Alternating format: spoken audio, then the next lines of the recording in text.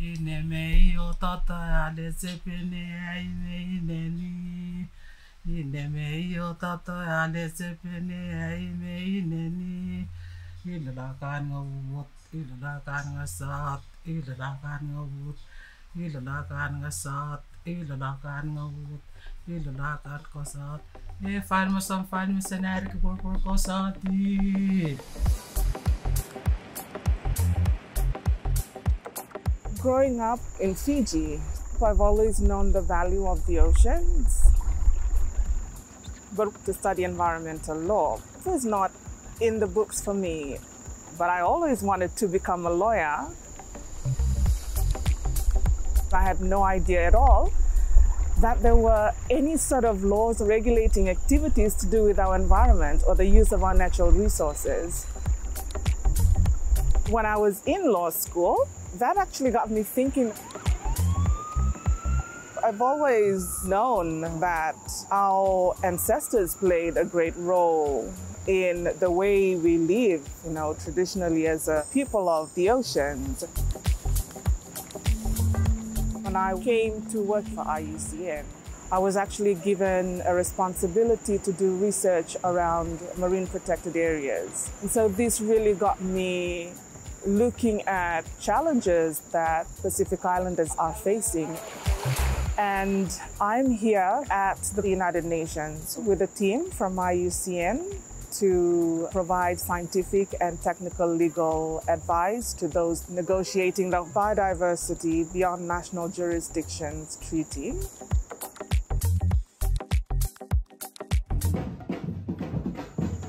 The treaty is an internationally legally binding agreement that focuses on the conservation and sustainable use of our marine biodiversity in the high seas. Geopolitics has no place in how we manage our shared global ocean commons. We're the first one to go because our islands are low-lying. So, of course, we're the one worried the most. You guys living on the highland, some of you deny the existence of global warming, because you never go outside. The high seas are 2/3 of the ocean. The high seas are all the ocean that is after what we call national jurisdiction. The high seas are open to all states, but there are certain rights and obligations that go along with that. And part of the problem is that states have not been complying with these obligations. The treaty is important because it focuses on an area of our oceans that none of the current international legal frameworks really protects or conserves. This treaty is important because it aims to regulate some forms of human activities on the high seas. The treaty covers area-based management tools. It covers marine genetic resources, including access and benefit sharing.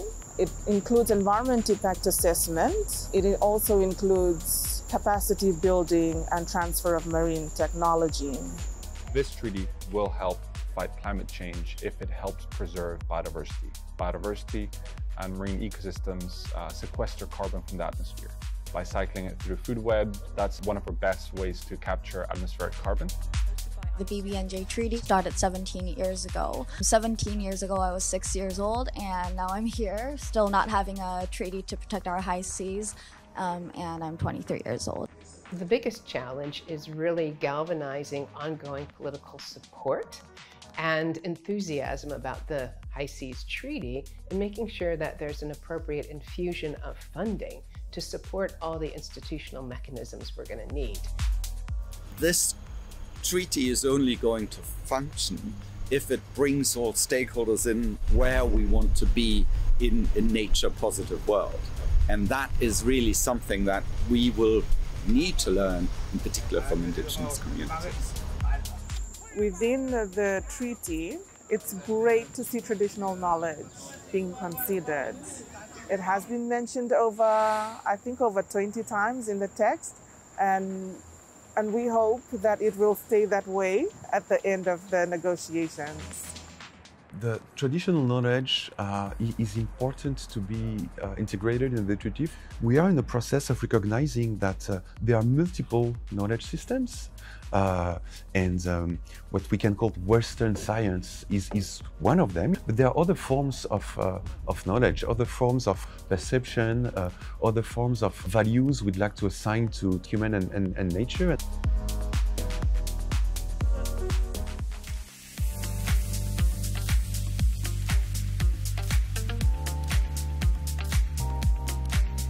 من مسايغر من بادو وأنا ريبوسالي غير ودي غير ماتي كانوا افتر فرتو لهم كفريو شو سوريا تكره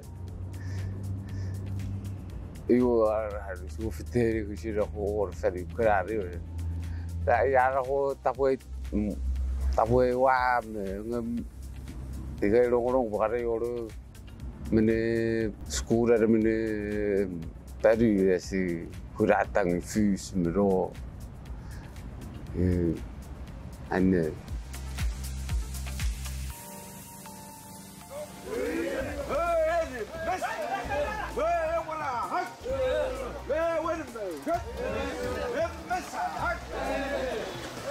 عامل شو يرواني وعلى كافر شو يتايوتوم كلونغور فارمنر بيهوي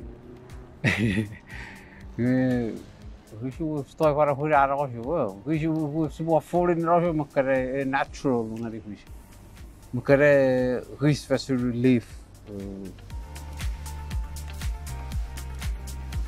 فسر هو فاهم الوادي غير torto pochissimo faccio fuori to ma faccio cosh cara faccio cosh ma cara le pesce mus faccio mus uetto te torto seu e mangi vo no ma ri foi essa vo orar.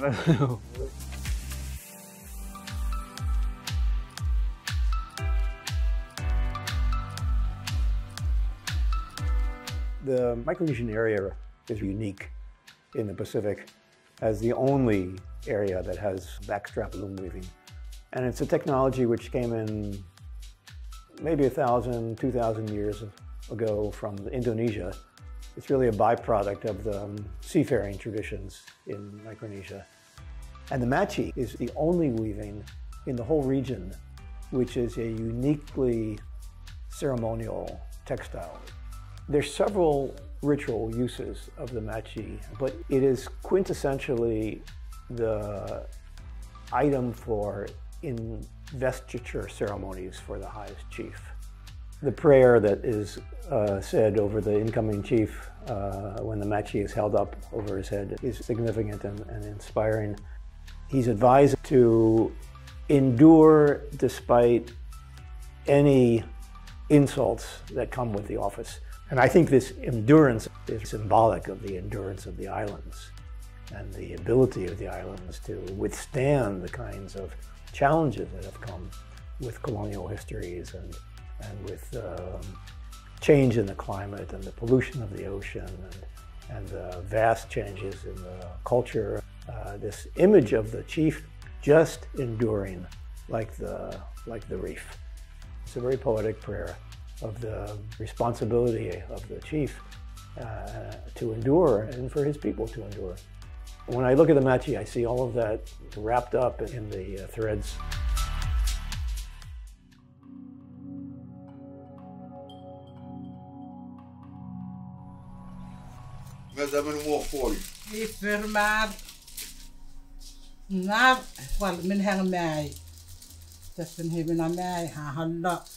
Rumuri na fe la pomar e pugilo mot pue e last lang pinetong ani week month half e lang ani ken hibo ferabai e hakan iye min ka kan ya le la hai le mata I patok na ba on man kor kan mo te hiro tong ani ir min ka kan wisan fa nga me ya na boyor e bolewa ngang wat ko kule ko sai po ya to ya wat fer fa na ka te peni menai wa pa wa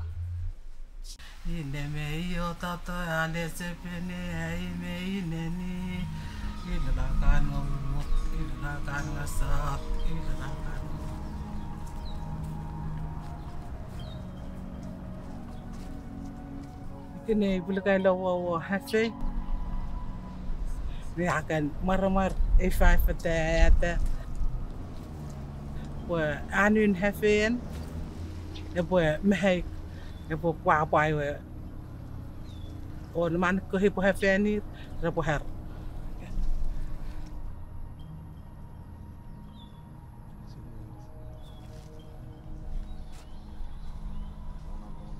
Ja.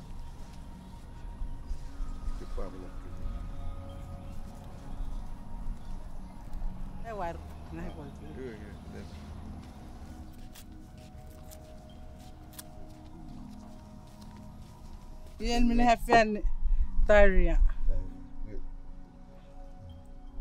Ne, ini kan uki buah minti ranen.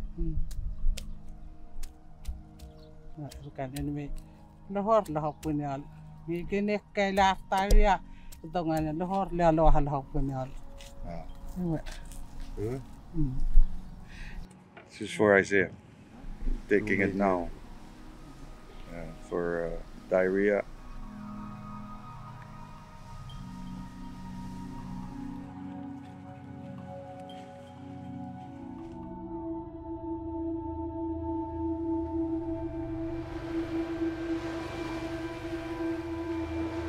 Do you think the ancestors are aware the Earth is in such bad shape today? I don't really know, but I kind of have a feeling that they might. Otherwise, this knowledge won't be passed on to us. So when it happens, there will be a hope that somebody will stand up and say, okay, let's apply the indigenous knowledge and see if it works. I certainly think that including traditional knowledge was the right thing for this treaty to do. It can help us bring tools and ideas from past generations to inform how we design the ocean we want. So traditional knowledge could fit in various parts of the treaty. For example, it is possible that some form of traditional knowledge is used to designate marine protected areas, because traditional knowledge can be used to understand where they are. I'm really excited if we allow traditional elders to come join in the meetings. We can start to transform our relationship to the ocean and the planet itself. The kind of knowledge that our ancestors would relate to us, very simple things about the weather, about what season we would be able to see fruit trees or even the fish where we were able to catch them.